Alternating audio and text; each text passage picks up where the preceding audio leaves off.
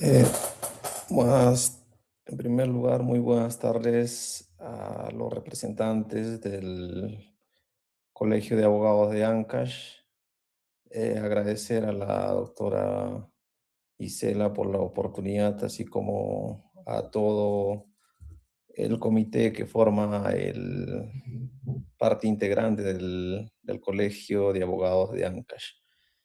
Eh, bueno, el tema que hoy me place en exponer es sobre la argumentación constitucional. Eh, no quiero hacer una exposición meramente mecánica, sino quiero entablar tal vez como un diálogo, una conversación con relación a este tema muy trascendental, ¿no?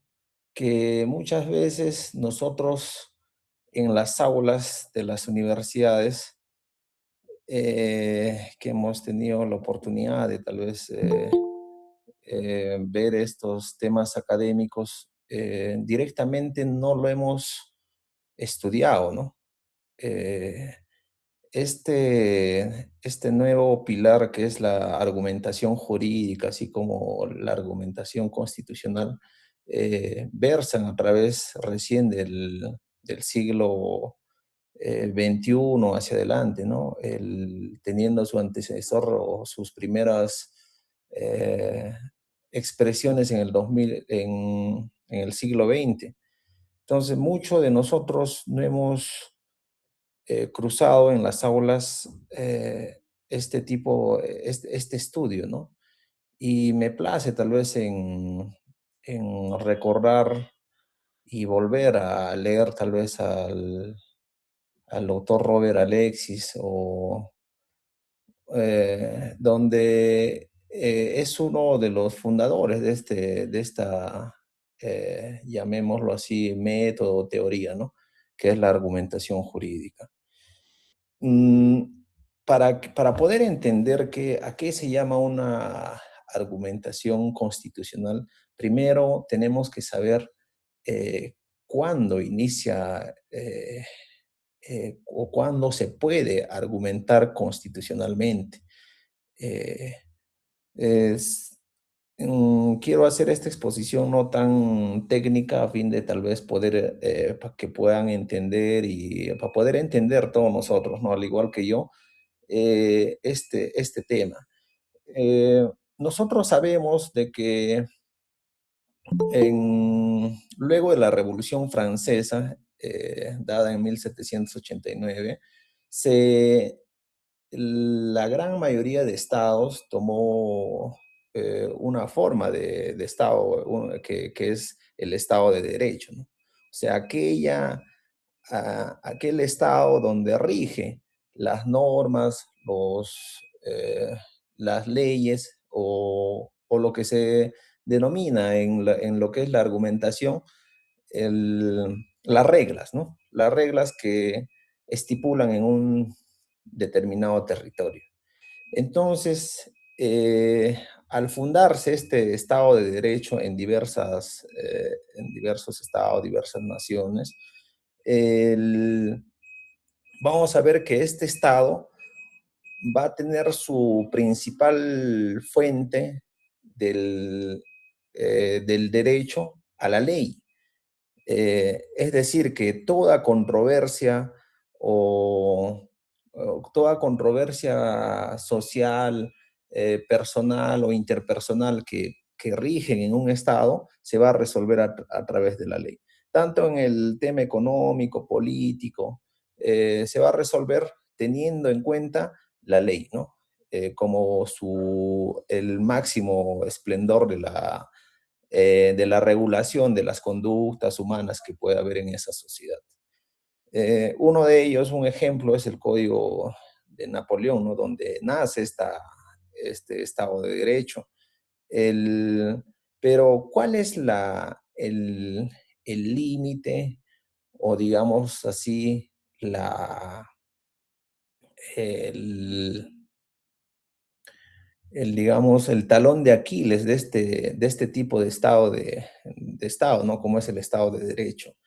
De que la ley prácticamente al ser el- una regla imperativa que, que, digamos, no va a ser aplicado tanto para regir la vía política, social, va a ser aplicada de modo automática. Ahí vemos de que, digamos, los jueces, como recordarán, ¿no? Nosotros como profesional de derecho, cuando nos o litigábamos con el Código de Procedimientos Penales o más o menos en esas épocas, el juez decía, la ley es la ley, ¿no? Eso era un dicho de que la aplicación mecánica de la norma, es decir, de que no había otra forma de, de interpretar, razonar, eh, si no era con la ley. Si la ley decía A, tenías que resolver A. No había mayor parámetro de racionamiento humano, ¿no? Entonces, inclusive Montesquieu sostenía de que el juez era la boca de la ley, ¿no? O sea, se encargaba simplemente de expresar lo que decía la ley. Y eso era la función de un juez. Entonces vemos que en este Estado de Derecho, eh, pese a que eh, en muchos estados existía constituciones, la constitución, así como las otras leyes, tenían un mismo rango, ¿no? Un mismo nivel de, mm, nivel de jerarquía normativa, digámoslo, en la pirámide kelseniana, ¿no? Entonces, no había una distinción. La Constitución era una ley más de que tenía digamos, aplicarse conforme está escrita, ¿no? Entonces, en este tipo de Estado de Derecho, lo que regía o lo que se hacía respetar o, o valía mucho era el principio de legalidad. O sea, lo que estaba escrito era lo que se debía de impartir con ello justicia. Pero llega posterior a ello, a este Estado de Derecho, llega un Estado constitucional de derecho que cambia ya este paradigma, ¿no? Este enfoque cerrado de que la ley es la ley y hay que aplicar simplemente lo que dice la norma, no, no efectuando una labor de razonamiento, de interpretación. El Estado constitucional de derecho cambia todo este paradigma poniendo por encima de la ley a la Constitución. Entonces, ¿qué nos permite ello? ¿Qué cambios genera este cambio de Estado constitucional de derecho eh, con relación al Estado de Derecho, ¿no? Entonces, de que en primer momento el, la Constitución va a ser el pilar de todo Estado. O sea, la máxima jerarquía normativa de las reglas fijadas en un Estado va a ser la Constitución. Y todas las demás normas que se derivan van a estar por debajo de ella. Y siempre se van a interpretar con relación directa o indirecta a la Constitución. Entonces, ese es el cambio trascendental que se da entre el Estado de Derecho y el Estado constitucional de Derecho. Entonces, nosotros ese cambio lo vemos en el Perú en el año de 1979 a través de la dación de la Constitución Política del Perú, pero no fue un cambio, digamos, profundo en este tipo, digamos, de aplicación de la norma. Al momento de aplicar la norma, seguíamos arrastrando esa, esa concepción errada de que bajo el principio de legalidad nosotros tenemos que aplicar la regla, o sea, es decir, cualquier norma, a rajatabla. O sea, si decía A, teníamos que aplicar simplemente A. Entonces, es recién en la dación de la Constitución de 1993 de que se toma, digamos, un impulso en razón a, a no, a no, digamos, simplemente administrar justicia o administrar el poder de nuestro Estado peruano a través de la aplicación de la ley, sino aplicación de cualquier regla o de cualquier ley con consonancia o relacionada o aplicando o teniendo en cuenta la supremacía de la Constitución.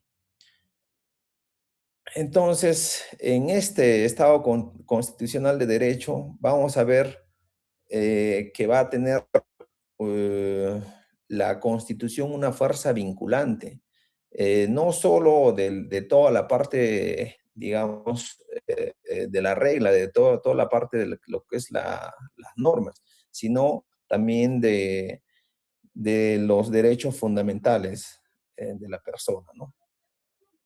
Entonces, asimismo, este cambio paradigmático para bien hace de que no solo se efectúe una aplicación de las normas o de la propia Constitución eh, regido a solo un ámbito nacional, sino esto sobrepasa a un ámbito ya externo a través de de aplicaciones de diversas convenciones, ¿no? Convenciones de derechos humanos y otro tipo de, de, de acuerdos que el Perú ha firmado, ¿no?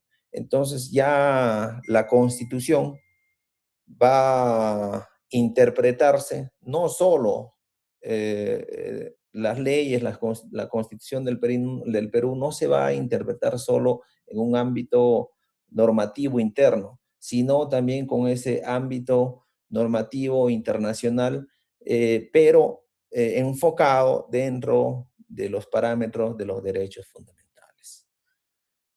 Eh, entonces, es así de que nosotros prácticamente vamos a dejar de lado el formalismo jurídico. ¿Qué quiere decir? La textualidad de la ley o de la regla, ¿no? De que simplemente vamos a aplicar lo que, lo que la norma indica. Nosotros recordaremos que, como ya les hacía locución, que en en las aulas universitarias muchos de nosotros no hemos recibido digamos, este estudio de lo que es la argumentación jurídica, argumentación constitucional, sino más por el contrario. Nos han enseñado que que los métodos de interpretación del derecho eh, son prácticamente un método literal o gramatical, un método sistemático, un método teleológico, un método histórico, ¿no? Entonces, pero esto ya prácticamente ha quedado desfasado al incorporarse el, la argumentación jurídica con relación a en todo Estado constitucional de derecho. Entonces, no se puede limitar a la aplicación automática de la ley al momento de que uno administra justicia, ¿no? Y no solo administra justicia, sino cuando ejerce la defensa o efectúa o emite un, un acto administrativo, ¿no?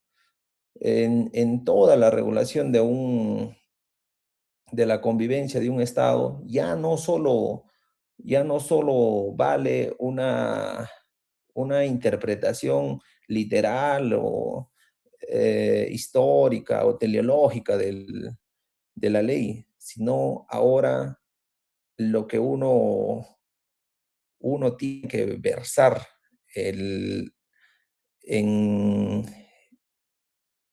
al momento de ejercer el derecho es la argumentación, ¿no? Entonces, vamos a, vamos a advertir que, que para nosotros hablar eh, de de un Estado constitucional de derecho, eh, hay diversos autores como Manuel Atienza y acá como Ricardo Guastini, que determinan cuándo se habla de una constitucionalización del derecho o de un Estado constitucional de derecho. O sea, cuando hablamos de que un Estado ya cambió de este Estado legal a este Estado constitucional de derecho. Principalmente él rige en 7 puntos. Uno es que para nosotros hablar de que un Estado tiene un Estado constitucional de derecho, tiene que tener una constitución rígida. ¿Qué quiere decir? Que, que la constitución no puede ser fácilmente modificada, no puede ser cambiada. Lo que pasa en nuestro país, ¿no? Tienen un procedimiento regular y, y digamos, no es fácil realizar una variación de los articulados de la propia Constitución y no puede ser alterada fácilmente, ¿no? Entonces, otro de las características es que tiene que tener una garantía jurisdiccional. Entonces, eso refiere de que tiene que existir un órgano encargado de que pueda anular y criticar eh, las leyes que contravienen o se confrontan con la Constitución. En este caso, nosotros acá en el Perú tenemos al Tribunal Constitucional. Entonces, se cumple también esta característica, ¿no? La fuerza vinculante es otra de las características para nosotros hablar de un Estado constitucional de derecho, que se trata eh, de que esta constitución no solo va a ser eh, una norma, una norma al igual que las demás dadas en un estado, sino esta va a tener un carácter excepcional, ¿no? Jerárquicamente va a ser superior a las demás y va a estar, toda la norma inferior va a estar obligada al cumplimiento de esta norma constitucional, ¿no? Entonces, es decir, va a tener esa fuerza vinculante la Constitución a las demás normas de menor jerarquía. Eh, Otra característica es la sobreinterpretación, eh, de que sabemos, y más adelante vamos a llegar a ese tema, de que la Constitución eh, los principios van a ser normas prácticamente abiertas, ¿no? De que no van a ser normas cerradas o intrínsecas que no van a permitir mayor interpretación, sino eh, esta norma, al ser abierta y digamos, genérica, va a permitir, digamos, de que ante la ausencia de una regulación de una laguna, el, el Supremo intérprete, en este caso el Tribunal Constitucional, pueda eh, aliviar estas lagunas y regular y administrar justicia o derechos a través de su propia interpretación o de su propia argumentación, ¿no? Como máximo intérprete de la Constitución. El, Otra de las características es la aplicación directa, que de que todo, de que mm, toda autoridad que tiene por lo menos una gota de poder, tiene que administrar justicia, no solo los jueces en el ámbito judicial, ¿no? Sino en la vía administrativa, en la vía arbitral, tiene que administrar, puede y conforme a la Constitución, sin desligar o contradecir lo que dice la Constitución. Otra característica de la inflación conforme es de que las leyes no se van a anular de modo fácil, ya, y se van a interpretar de un modo de que se pueda coexistir tanto la norma, jerarquía con la Constitución. O sea, vamos a hacer una interpretación de carácter constitucional de la norma que tal vez vamos a aplicar, siendo cualquier autoridad que genere alguna clase de poder. Otra es la característica de la influencia política, que la Constitución va a condicionar, ¿no? Un debate político, y los conflictos entre poderes del Estado van a resolverse en los tribunales. ¿Qué quiere decir? De que ante, ante conflictos de determinados poderes en un Estado, por ejemplo, en el Perú, eh, por ejemplo, lo último que pasó, ¿no? Con relación a la investigación preliminar de lo que son los delitos. Se dio una ley donde se le reconocía digamos, la facultad de que la policía tenía la autonomía de realizar los actos de investigación en el ámbito penal en sede policial, sin tener, digamos, una injerencia directa o estar subordinada a lo que es la fiscalía. Entonces, esa ley trajo una colisión prácticamente entre los dos poderes, el Ministerio del Interior y en este caso el Ministerio Público, donde ambos se, digamos, se pugnaban la facultad de realizar esa función de investigación en sede preliminar, ¿no? Eh, a ver si me confirman, si me están escuchando, por favor. Ok, muchas gracias. Pensé que estábamos hablando, estaba hablando solo, gracias. Entonces, en esta pugna de esta ley, advertimos de que eh, se solicitó la inaplicación de la ley, ¿no?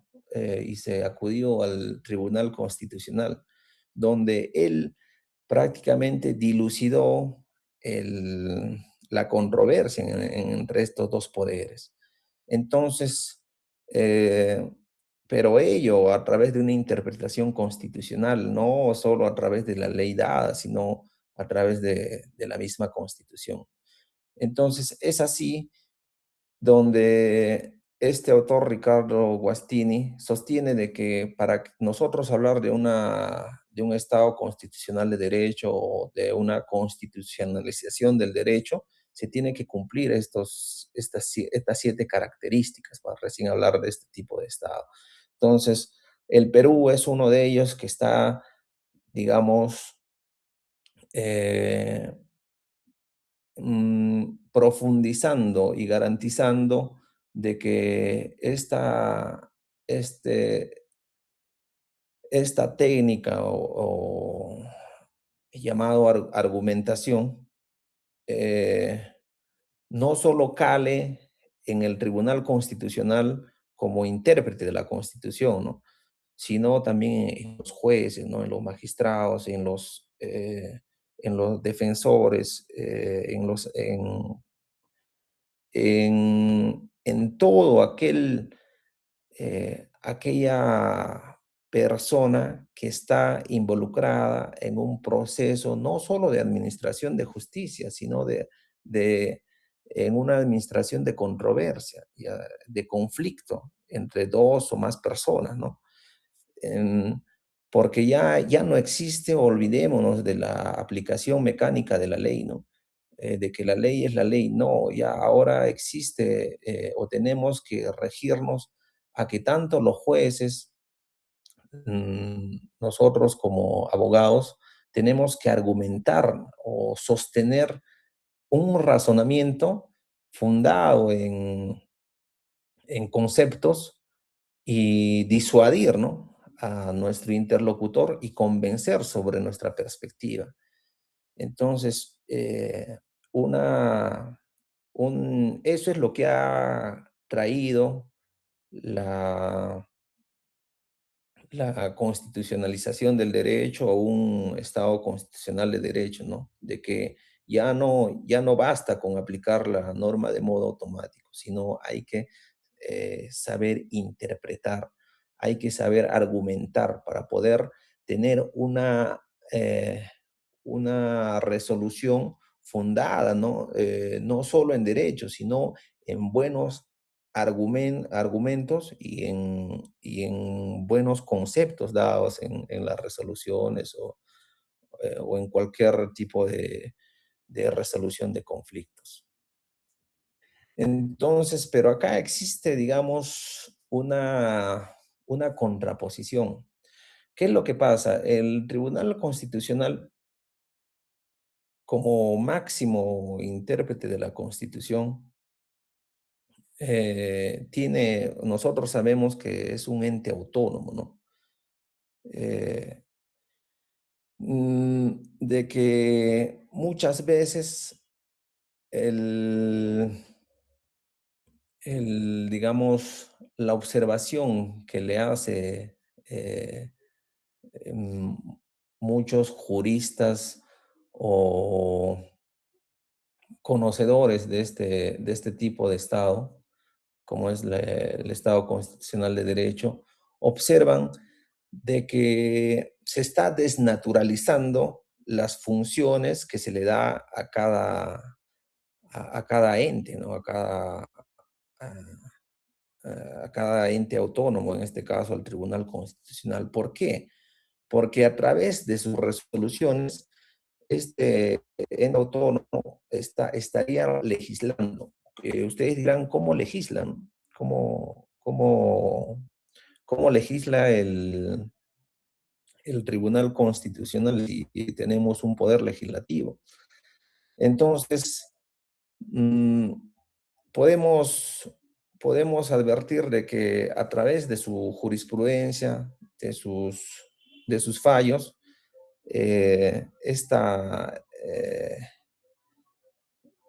el Tribunal Constitucional va a reconocer muchos derechos eh, que no están plasmados en la Constitución. Y esa es la razón de la argumentación constitucional, ¿no? Yo cómo genero o cómo sustento el reconocimiento, por ejemplo, que se dio, por ejemplo, el reconocimiento, el derecho al agua, ¿no? El reconocimiento, por ejemplo, en el tema penal, el reconocimiento al derecho a una imputación necesaria. Eh, Estos derechos no son textualizados en la Constitución o en una norma infralegal, sino han sido reconocidos a través de resoluciones del Tribunal Constitucional. Entonces, el Tribunal Constitucional mm, realiza una argumentación de carácter constitucional fundada en conceptos, eh, y motiva adecuadamente sus resoluciones para que ésta no cause, digamos, una, una inseguridad jurídica. Entonces, tiene que versar una seguridad jurídica al momento de emitir este tipo de resoluciones. Es ahí la razón de la argumentación constitucional.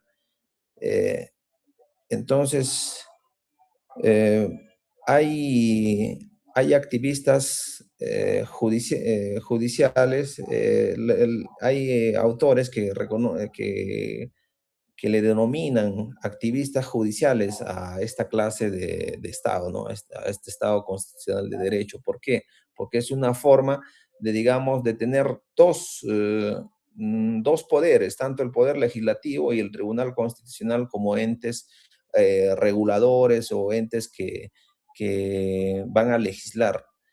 Y, y otro grupo de especialistas en políticas públicas, en derecho internacional, eh, están en contra de esta clase de Estado, ¿no? De este Estado constitucional de derecho. ¿Por qué? Porque dice eh, de que el hecho de contar con dos poderes que puedan, digamos, legislar, ya sea a través de sus resoluciones o el poder legislativo a través de la dación de leyes, crea una incertidumbre jurídica. Entonces no hay una garantía, no hay una seguridad jurídica para cualquier persona. Y ahí sale la argumentación constitucional, ¿no? De que el sustento digamos, de esta clase de Estado, de esta clase de Estados, que es el Estado constitucional de derecho, es la argumentación que sostiene eh, de, que, de que este tipo de Estado, eh, digamos, sobreviva, ¿no? Y muy bien se está plasmando en diversos estados, ¿no? Como es Colombia, Argentina, México, eh, que a mi punto de vista yo concuerdo, ¿no? Concuerdo con lo sostenido por los, por los conocedores como activistas judiciales de que sí se puede convivir con un Estado donde existe un órgano autónomo como es el Tribunal Constitucional, donde va, digamos, interpretar o administrar justicia, no en un ámbito común, llamémoslo así, ¿no? Sino en una jerarquía constitucional. Porque si nosotros advertimos, muchas veces el Tribunal Constitucional ha realizado una labor, inclusive eh, normas que muchas veces están dentro de la misma Constitución. Entonces, si bien es cierto, pero ello teniendo en cuenta la primacía de los derechos fundamentales. Por otro lado, advertimos que el Poder Legislativo, eh, si en caso no convive con un órgano autónomo como es el Tribunal Constitucional, prácticamente legislaría bajo su mismo interés o bajo su mismo poder enmendado por el pueblo, ¿no? Y no habría quien regule eh, o digamos, limite este poder que tiene el poder legislativo. Entonces, una forma de control y una política, digamos, de autosostener un Estado es bajo la creación del, como es un ente autónomo, el Tribunal Constitucional. Y eso se dio a través de la Constitución de 1979, ¿no?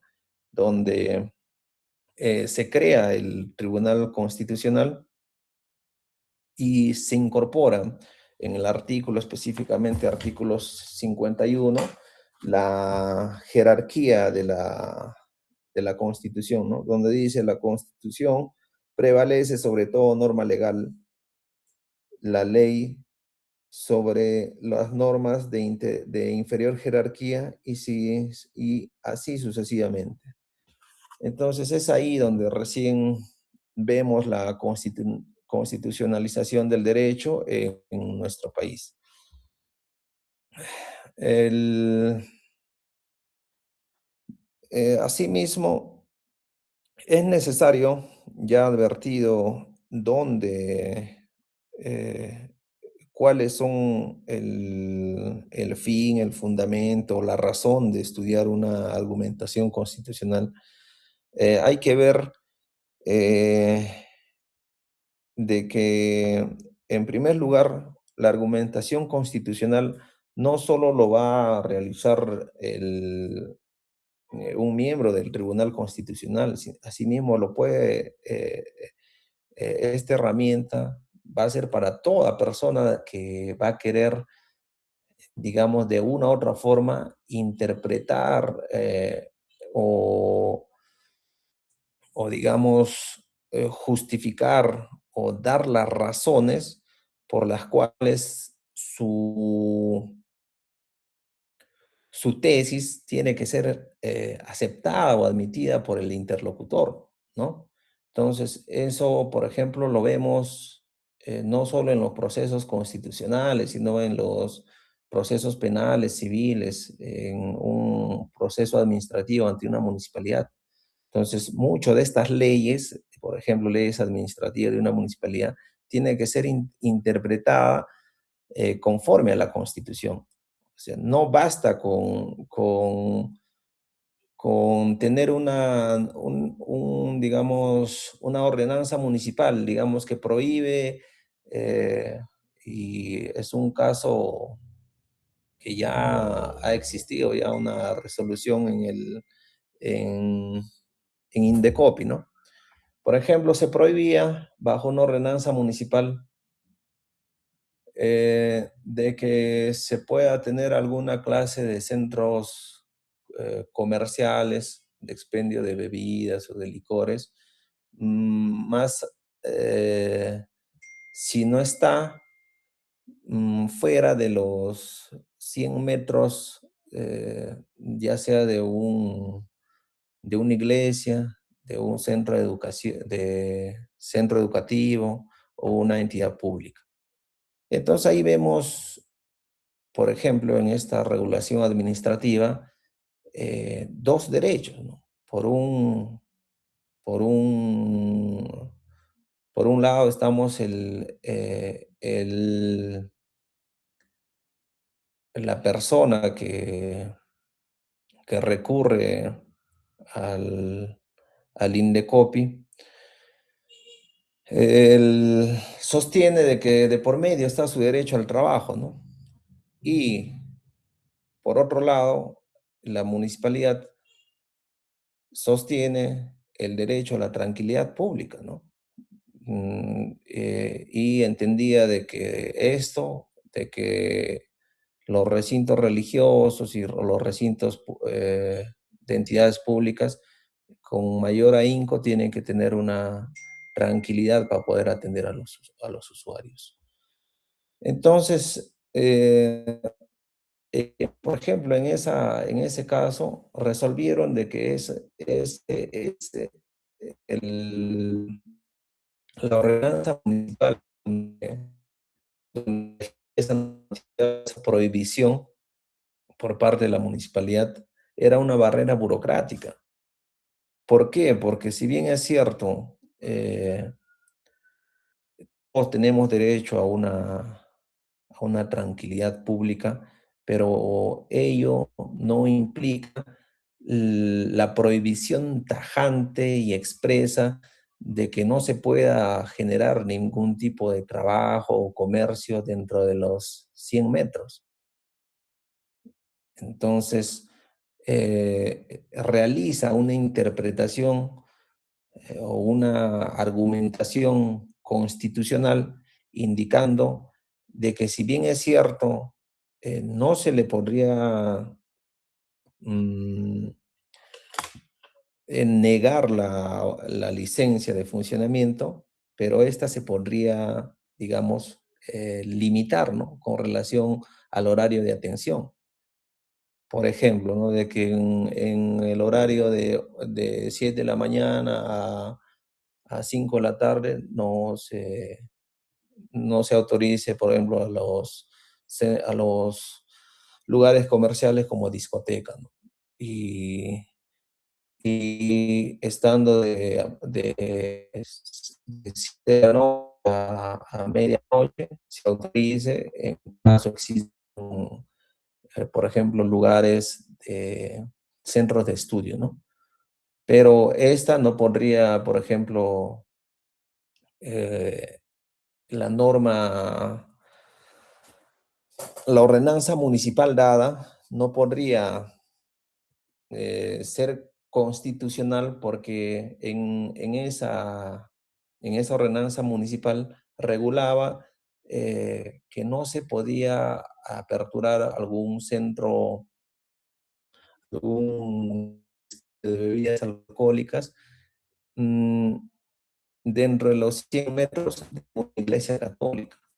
Entonces, a la par de que no se puede aperturar un centro de expendio de bebidas alcohólicas en menos de 100 metros a una iglesia católica, estaría haciendo una discriminación a los demás tipos de religiones, ¿no? Entonces, advertimos de que la argumentación propiamente jurídica o argumentación constitucional nos van a servir para ello, para poder justificar o fundamentar a través de conceptos y premisas lo que uno va a resolver en el día a día en toda clase de controversia, ¿no? Entonces, vemos, por ejemplo, en el actual Código Procesal Constitucional advertimos, ¿no? La existencia de 7 clases de procesos constitucionales. Uno es el habeas corpus, el proceso de amparo, habeas data, el proceso de cumplimiento, ¿no? Entonces, no voy a entrar a mayor detalle, porque sé de que ustedes entienden y conocen cada uno de los procesos, pero es bueno tal vez que les pueda ilustrar tal vez con un caso que tuve cuando ejercía la defensa particular. Mm, Muchas veces nosotros como conocedores del derecho no estamos muy familiarizados o empapados de lo que es todo el ámbito del derecho, ¿no? Es demasiado, yo creo, para un profesional de derecho que para el derecho constitucional, el derecho penal, civil, laboral, ¿no? Pero yo entiendo de que el derecho constitucional es básico para todo profesional del derecho. ¿Por qué? Yo recuerdo hace 3 años más o menos, cuando tuve un caso de una persona que había sido detenido por un presunto delito de feminicidio allá en la ciudad de Huaraz. Ante, ante la resolución emitida por el juzgado de investigación preparatoria declarando fundada una prisión preventiva, el suscrito formuló, ¿no? O planteó el proceso de habeas corpus. Mm, y, ¿Y qué es lo que pasó? Yo advierto, digamos, el día de hoy interpongo el habeas corpus y el día siguiente me llega a la casilla una resolución indicándome que es improcedente su demanda debido a que no había cumplido con 2, 3 presupuestos supuestamente no cabía el habeas corpus contra resoluciones judiciales. A lo que en ese mismo acto, mm, a fin de tal vez viabilizar este proceso, me comuniqué con la especialista y con el mismo magistrado y le advertí, ¿no? De que ya el Código Procesal Constitucional había variado, ¿no? Había, había sufrido una modificación que ya no era ni, ya no existía este supuesto con, con relación disculpen un ratito, con relación a la procedencia o no de un habeas corpus. Y la magistrada, bueno, se quedó, se alteró en un primer momento para luego revisar y cuando yo estuve a punto de ir a su órgano de control, me notificó de modo inmediato una resolución declarando procedente el proceso de amparo y fijando fecha para la audiencia. Entonces, muchas veces nosotros, así como hoy tratamos de lo que es la argumentación jurídica, argumentación constitucional, eh, y, el, y mi persona misma, ¿no? No estamos a la par con las modificatorias que se dan en nuestra normatividad nacional. Pero analicemos cuál es el fundamento o cuál es la base o cuál es el fin del legislador de modificar estas parte de lo que es el Código Procesal Constitucional. Mira, en un primer lugar hay que advertir de que lo que, lo que, a mi punto de vista, el legislador busca de que todas las resoluciones, antes de limitar el derecho de recurrir o de una tutela adicional efectiva de una persona, antes de limitar ello, prefiere digamos, no dar esos límites y anular esos límites de los requisitos de posibilidad, por ejemplo, en un amparo, a fin de que este juez constitucional argumente y dé las razones por las cuales eh, va, digamos, a sentir o no la tesis que tú le propones. Entonces, si nos damos cuenta, lo que ahora el nuevo Código Procesal Constitucional, lo que hace es reconocer una mayor, digamos, injerencia de una argumentación jurídica o alguna argumentación constitucional para ver, digamos, reconocido nuestros derechos o de la misma forma el juez, ¿no? Puede, digamos, a fin de tener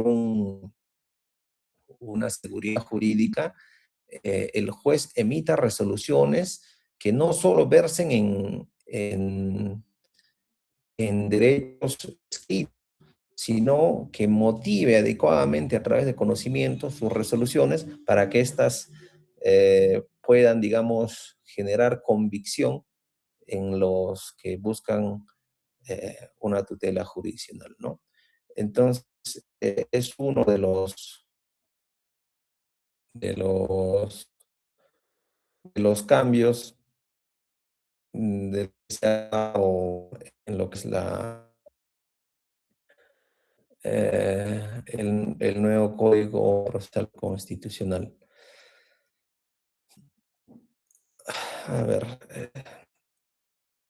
con- vamos a continuar. Entonces vamos a ver de que a través de un Estado constitucional de derecho también se ha dado tanto el reconocimiento, ¿no? De lo que siempre verificamos, tal vez, o escuchamos en cada ponencia, en en un libro que tal vez podemos chequear, tanto es lo que es el control difuso y control concentrado. El control concentrado, como recordar, el, el TC lo realiza por eso de inconstitucionalidad. Te olvidaste de que es alguna ley o alguna norma pueda contradecir o vulnerar la propia Constitución. Y el control difuso que está presto a que todos los jueces, ¿no?, lo realicen eh, al momento de emitir sus resoluciones, ¿no? Entonces, la, bueno, estas son las tres clases de procesos constitucionales. En un primer momento tenemos los procesos de tutela de derechos o garantías de la libertad. Eh, en ese grupo se encuentran el habeas corpus, proceso de amparo, habeas data, proceso de cumplimiento, y en lo que son los procesos orgánicos o normativos, va a estar lo que es el proceso de inconstitucionalidad y la acción popular, ¿no? Formas o procesos por donde se va a controlar digamos, mm, el cambio, el, la modificación o el nacimiento de una norma, ¿no? Y por último, el proceso de conflicto de competencias. Estos 7 procesos de carácter constitucional no han sido variados con lo que es la dación del nuevo Código Procesal Penal que se dio en el 2021. Entonces, vamos a entrar de llano para hacer más resumido lo que es la argumentación constitucional. Ya sabiendo de que, digamos, ha existido una variación entre un Estado legal de derecho y un Estado constitucional de derecho, y es en este donde se va a argumentar, digamos, de modo constitucional. Vamos a ver, como ya en toda la elocuencia les he indicado, que van a existir normas, reglas, sí. ¿Cuál es la diferencia? Es algo práctico. Las normas, reglas van a ser todas aquellas normas que, digamos, de carácter específico, concreto, que, digamos, no van a permitir ningún tipo de lagunas o no van a ser del tipo abiertas. Pero en las normas, principios, estas normas, principios van a ser ambiguas, vagas, generales. ¿Para qué? Para que el intérprete de la Constitución pueda, digamos, justificar, argumentar de un modo constitucional, y no solo constitucional, sino supraconstitucional, eh, y motivar sus resoluciones y muchas veces legislar. Entonces, uno de los ejemplos de las normas reglas es, por ejemplo, que para el artículo 110 de nuestra Constitución establece ser elegido presidente de la República, se requiere tener de 35 años de edad al momento de la publicación. O sea, no hay mayor interpretación, es una norma, digamos, de carácter específico, eh, precisa, ¿no? Entonces, no hay mayor interpretación o argumentación para poder, digamos, entender esta norma. Pero las normas, en principio, van a ser, digamos, amplias. Por ejemplo, ¿no? Dice el artículo 2, inciso 4. Toda persona tiene derecho a las libertades de opinión, expresión, difusión del pensamiento mediante la palabra oral, escrita y imagen. Entonces, la libertad de expresión es amplia, ¿no? ¿A qué tipo de expresión estamos hablando? ¿De ante un diario, ante, no sé, de modo público, ya sea oral, escrita? ¿Y esta expresión de qué? De carácter, si es de carácter de opinión, política. Entonces, esta normatividad es amplia, amplia, vaga. ¿Cuál es la finalidad de esta clase de normas? Que el, el máximo intérprete realice en un caso en concreto una interpretación conforme a los derechos que tal vez la parte se ve vulnerada, ¿no? O quiere ser reconocida.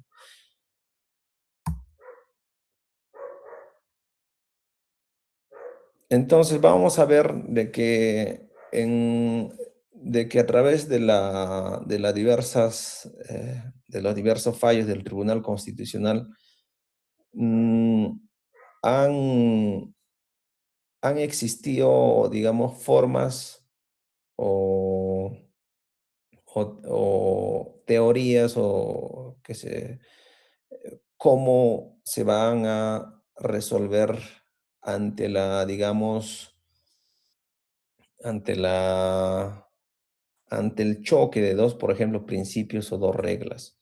Entonces, por ejemplo, los principios se van a, digamos, solucionar estas incompatibilidades de estas normas entre principios a través del test de la proporcionalidad o ponderación. Y ello ya se advierte en varias jurisprudencias del Tribunal Constitucional, ¿no? Por ejemplo, en el caso Nadine Heredia del caso de la agenda, ¿no? Y así. Pero en cambio, cuando existe eh,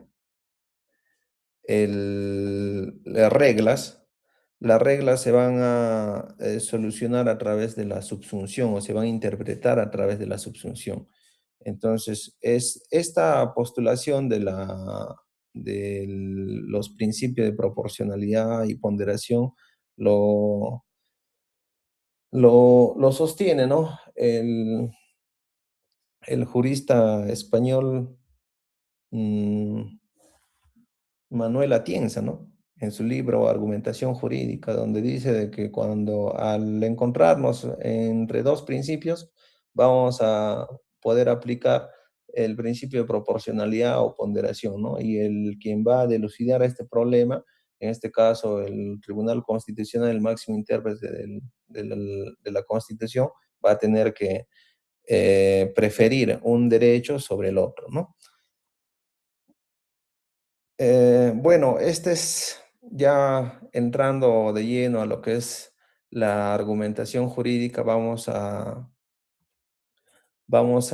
ver o conceptualizar en un primer momento qué es argumentar. Argumentar, como lo sostiene Manuel Atienza, es razonar, ¿no? Dar las razones, los motivos, por qué estamos a favor de una tesis o por qué estamos en contra de una tesis. Eso es principalmente qué sería argumentar. Y Robert Alexis sostiene que es un caso especial de discurso práctico racional, ¿no? ¿Por qué? Porque sostiene de que el discurso no es solo hablado, no es solo de que yo me paro ante un tribunal y expongo las razones, sino de que sostiene de que también estos discursos se sostiene en la sentencia a través de los jueces que emiten sus resoluciones, ¿no? Entonces, es una forma de que estos magistrados razonen y plasmen su opinión conforme a la tesis.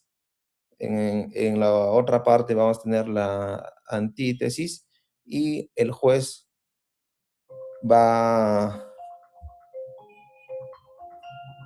va a resolver este, esta contraposición de tesis y antítesis, ¿no? Mm, Entonces, vamos a vernos ahora en la actualidad limitados la, eh, digamos, se va a ver limitada la argumentación jurídica. ¿Por qué? Porque nos preguntamos, el ser humano, al ser un, un ser vivo, único, racional y pensante, en la actualidad estaremos realizando este trabajo de razonar, pensar. Uno, si bien es cierto, una de las facilidades en la actualidad ha venido la tecnología, ¿no? A través de la inteligencia artificial. Pero la pregunta es, ahora nuestros niños o nosotros como profesionales del derecho, la inteligencia artificial o la tecnología nos estará ayudando a hacer ese proceso de razonamiento, a ser propiamente ser humano. Eh, eh, Existen juristas que dicen de que a la rama del derecho, la inteligencia artificial fuera de haberle dado un aporte, le ha dado un perjuicio, ¿no? Toda vez de que todo el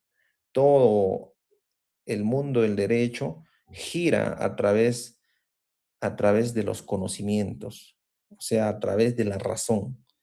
Y al existir una, un desarrollo tecnológico que pueda hacer ello por nosotros, nos limita y muchas veces pone en tela de juicio la seguridad jurídica, puesto de que muchas veces estas resoluciones ya no van a tener una argumentación jurídica o una argumentación constitucional, sino una argumentación a través de la IA, ¿no? Entonces, la argumentación jurídica nos va primero para nosotros poder argumentar adecuadamente en cualquier clase de discursos o en cualquier ámbito, ya sea como abogado, como juez, como fiscal. Primero tenemos que tener claro los conceptos básicos que tal vez en la universidad, en nuestras aulas nos han enseñado, ¿no? Por ejemplo, acto jurídico, hecho jurídico, delito, eh, por ejemplo, en lo que les hablaba de lo que es una prisión preventiva, cuando hablamos de peligro procesal, eh, mm, el poner una tutela de derechos. Entonces, estos conceptos básicos, si no lo tenemos claros, no vamos a poder ir al siguiente paso, que es que vamos a asumir juicios.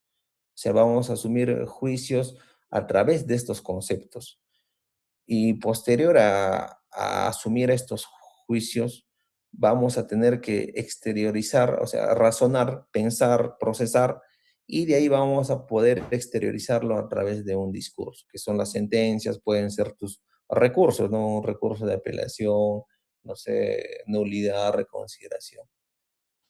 Eh, Yéndolo a un punto práctico, eh, por la premura del tiempo voy a terminar. Es amplio el desarrollo de este tema. Voy a ponerles un caso práctico. Hace como semanas tuve una detención judicial a un joven de que se le había detenido en un allanamiento, ¿no? Entonces, en la audiencia de la detención judicial, he sostenido mi posición, ¿no? A esta persona se le detiene ante un allanamiento, se le procede a verificar su celular y, y dentro del celular había, dentro de su teléfono WhatsApp había un grupo donde en ese grupo de más de 1000, 2000 personas ha tenido material de carácter pornográfico. Entonces, el, ese allanamiento fue con participación de la policía especializada, del fiscal especializado, quienes ingresaron al domicilio bajo una resolución judicial que autorizaba el allanamiento, procedieron a incautar el celular y a detener. Y razón a ellos, el fiscal solicita la detención judicial de 7 días. Entonces, para nosotros, por ejemplo, ver en este caso o aplicar lo que es la argumentación jurídica como técnica, tenemos que primero saber los conceptos, conocer cuándo y de qué forma se realiza, por ejemplo, o un allanamiento, ¿no? ¿Qué normas, en este caso del Código Procesal Penal, establece el procedimiento, la forma? ¿Qué derechos son susceptibles a la vulneración en este tipo de restricción de derechos, ¿no? Búsqueda de pruebas con restricción de derechos. Y vamos a, vamos a tener que también conocer el concepto de una detención, ¿no? ¿Cuándo procede una detención? Y asimismo, ¿qué derechos le asisten al, al imputado ante una detención? Y a través de ello vamos a tener que nosotros eh, formar juicios, ¿no? Juicios de valor. Por ejemplo, en un primer término, al analizar el Código Procesal Penal establece que todo allanamiento tiene que ser con presencia obligatoria de un defensor. Al no existir un defensor particular, del defensor público, cosa que no se cumplió. Entonces, posterior a ello, la detención, para que pueda proceder una detención en flagrancia, en este caso sería una flagrancia directa, ¿no? Entonces, pues, se le encontró con el celular, con el WhatsApp. Pero ahí tenemos que conocer también el concepto básico de lo que es a qué o cuándo se habla del delito de pornografía, ¿no? Entonces, por ejemplo, el tipo penal dice el que posee, ¿no? El que posee alguna imagen, video, otra clase de índole, material pornográfico, ¿no? Entonces, la pregunta es, ¿el acto de poseer un celular, mm, un celular y estar dentro de una, de un aplicativo de WhatsApp como miembro, se puede hablar de un acto de posesión? Entonces, ahí viene una discusión ya no ya de una esfera de ámbito penal, sino de una esfera ya del ámbito de, de la tecnología, ¿no? Porque al momento de efectuar la visualización del teléfono celular, indican de que dentro de la memoria del celular no se encontró ningún tipo de material referente a este delito, pero sí en el aplicativo. Entonces, puede hablar de una posesión en este hecho. Entonces, yo tengo que realizar una argumentación al argumentar jurídicamente y de modo constitucional, porque dentro de ello el artículo 71 del Código Procesal Penal establece, ¿no? de que todo el imputado tiene derecho a ser asistido desde los actos iniciales por un abogado defensor. Y este derecho no es solo de ámbito procesal penal, sino tiene un carácter constitucional, ¿no? Ello está reconocido en nuestra Constitución como un derecho a un debido proceso, ¿no? El derecho al debido proceso es como los juristas, otros juristas llaman un derecho continente, ¿no? Donde abarca el derecho a la prueba, el derecho a, a la defensa, a la imputación concreta y otros delitos más, y otras concepciones jurídicas más. Entonces, yo tengo que argumentar a través de estos conceptos, armar un juicio, razonar y dar mi discurso. En este caso, la defensa concreta en favor de mi patrocinado. Pero la otra, esa es mi tesis, ¿no? Ahora la antítesis que lo va a dar el fiscal, porque él va a decir, no, en primer lugar, si bien es cierto, el, la detención no estuvo su abogado defensor, pero luego de dos horas y en el, en el acta de visualización del teléfono celular sí participó su abogado. Por lo tanto, no se ha vulnerado su derecho y tiene que proceder la detención judicial. Entonces, nosotros sabemos que en una detención judicial el juez lo primero que tiene que verificar es que si la detención ha sido eh, realizada de forma válida, ¿no? Y si no fue realizada de modo válida, entonces el juez, como el juez de investigación preparatoria, hace las veces de juez constitucional, tiene que ver si efectivamente se ha realizado una detención, digamos, conforme a ley o es una detención arbitraria. Y si advierte una detención arbitraria, tiene que disponer su libertad. Entonces, el juez resuelve y ahí viene, viene la síntesis, ¿no? La, mi tesis fiscal, la antítesis y la síntesis, que lo da el juez. El juez dio fundada la detención preliminar de los 7 días, pero efectuando eh, una errónea concepción del tema fáctico, o sea, de los hechos. Y peor aún, no aplicó lo que dice el Código Procesal Penal, ¿no? De que reconocer de que todo, en todo allanamiento debe estar presente un abogado defensor de los actos iniciales.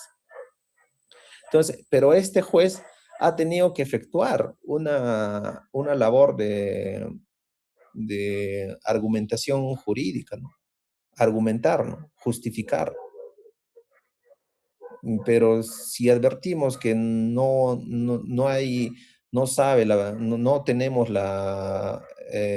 no tenemos los conceptos, nuestros juicios van a ser equivocados, por lo tanto también va a ir viciado nuestro razonamiento.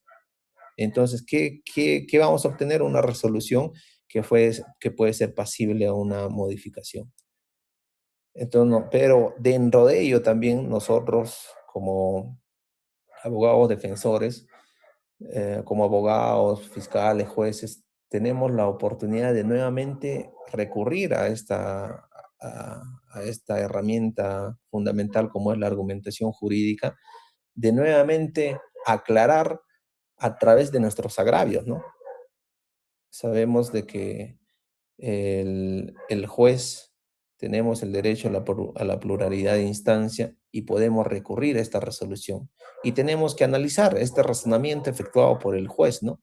Si en primer lugar ha conocido los conceptos de qué es un allanamiento y qué se rige, cuál es el procedimiento a seguir, y si ese juicio ha estado viciado, ha sido lo correcto, y mediante ello sustentar nuestros agravios, ¿no? Ya sea en errores de hecho o errores de derecho. Por ejemplo, un error de hecho que digamos, eh, realizó el juez es indicar de que había una resolución de orden de detención, pero cosa que no era real, ¿no? No, ese concepto era viciado porque no era una resolución que autorizaba una detención judicial, sino era una resolución que autorizaba el allanamiento. Y así, consecuentemente, se podría utilizar esta herramienta que es la argumentación jurídica concordante con lo que es la argumentación constitucional, no solo en nuestra teoría del caso o para poder impugnar o plantear un recurso de reposición y demás, sino que esto también se va a ver en la vía política y en los procedimientos administrativos que tenemos en nuestro país. Bueno, el tema es bastante amplio, me van a disculpar si a veces hay errores en la redacción de mis diapositivas y tal vez algún concepto que no les haya quedado claro de antemano. Agradezco su presencia cada uno de ustedes. Gracias, doctor.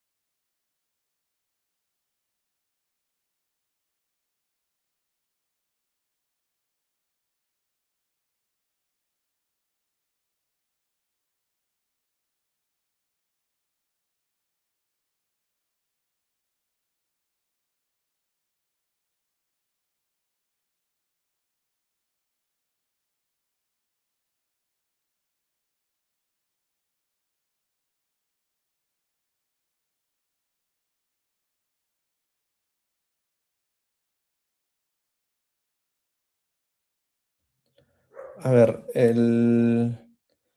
lo que pasa que la ponderación es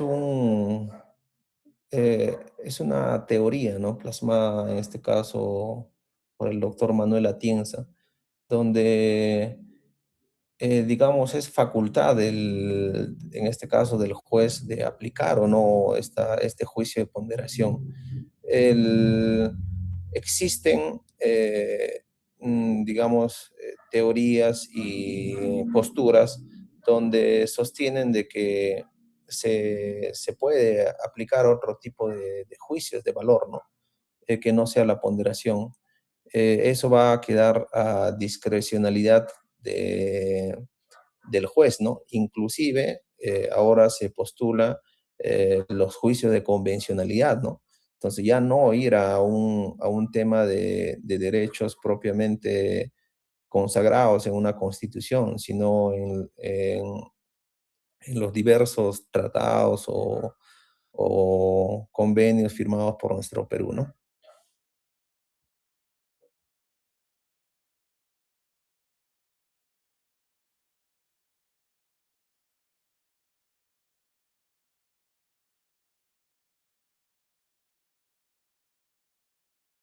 Ah, doctor, ¿me puede repetir la pregunta?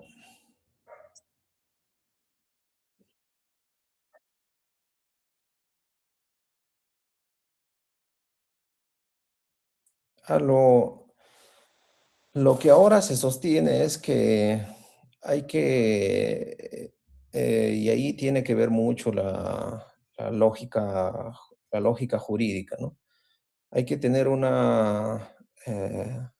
para que un juez realice un control difuso, tiene que haber una justificación interna y otra justificación externa, ¿no? Eh, Ello estaba dentro de la exposición, no he podido llegar a ese punto, de que cuáles serían los requisitos, ¿no? Para poder, digamos, tener una resolución debidamente argumentada, fundamentada en derecho, ¿no? Pero principalmente es una justificación interna y externa de la resolución.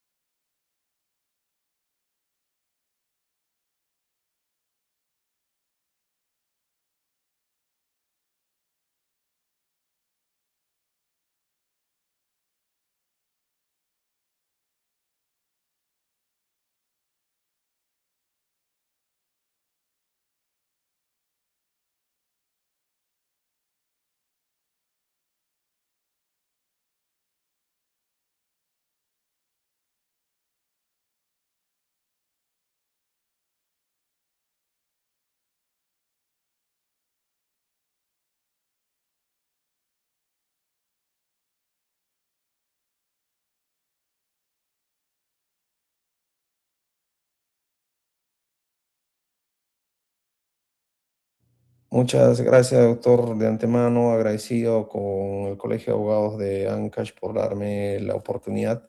Yo creo que este tipo de reuniones académicas faltan, ¿no? En nuestra comunidad jurídica a fin de tal vez actualizarnos y adquirir conocimiento de la mejor manera. Agradecer de antemano a los participantes, a reiterar mi agradecimiento al Colegio de Abogados de Ancash y predispuesto para alguna futura exposición, doctor. Muchas gracias. Buen día.